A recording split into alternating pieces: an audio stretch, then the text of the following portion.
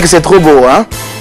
C'est une chanson qui parle de voyage, de solitude, d'aventure. Ouais, ça parle d'aventure, ça parle un peu de la souffrance de l'aventure. Pour nos frères qui pensent que ceux qui sont en aventure marchent de la thune, ramassent de la thune, pourtant c'est pas ça. Je suis fatigué pour avoir de la thune.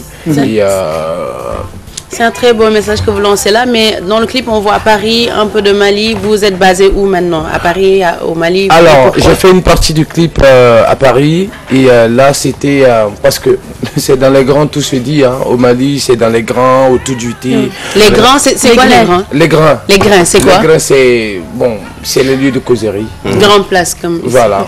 Chez nous on appelle grain. Donc voilà, on est assis au grain et la chanson, je me suis inspiré de ça. Comment? Parce que on a un pote qui est arrivé de Paris et tout. Quand il est arrivé, les gens ils disent que tu es mon frère, on dirait toi ça va maintenant. Tu as vu, tu as grossi, mon frère a baissé. Alors que ce n'est pas. Pourtant c'est pas ça. Et l'autre il lui a demandé de la thune et le mec il a dit carrément j'ai pas d'argent. Il dit comment est-ce que toi tu peux quitter en France et que tu n'as pas d'argent? C'est pas possible. Et moi tout de suite ça m'a donné une inspiration. C'est pas parce qu'on vient de la France qu'on a de l'argent. Donc tout ce qui brille n'est pas de là. On sent beaucoup de techniques. Vous l'avez appris ou bien? Les techniques vraiment je l'ai hérité ça de ma mère.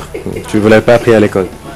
Non. Parce qu'on sent de la modernité dans cette chanson, mais en même temps il y a le côté traditionnel avec votre voix. Tout à fait. C'est assez technique là, cette chanson. Est-ce que vous l'avez appris à l'école par exemple?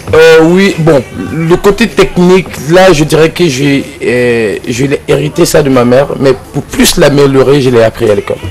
Voilà. Parce que tu as été à l'école, tu as été dans une école de musique en Côte d'Ivoire, c'est ça? Tout à fait. Ce qui vous permet d'aller dans les aigus et graves en même temps. Et de chanter souvent comme les Américains même. Voilà, oui. Parce que on sent que vous aimez le rhythm and blues. Ouais, j'adore beaucoup le blues. Ça s'entend. Ouais, j'adore le blues. Nous aussi on adore. Hein. Mais dans votre album, est-ce qu'on peut voir d'autres styles que ce style-là qu'on a vu dans ce clip? Oui. Est-ce que vous chantez en français ou en anglais? Parce que moi j'ai l'impression que vous pouvez réussir à faire ça. Bon, ça m'arrive souvent de faire des petites compositions en français. Après, il faut être français pour mieux chanter en français. Hein. Donc voilà.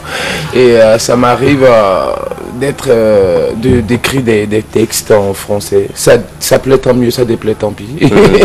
Voilà. Mais Pardon? Pas encore. Mais je pense que ça sera très très bien. Inch'Allah. Voilà, Mohamed Gabi, notre invité ce matin.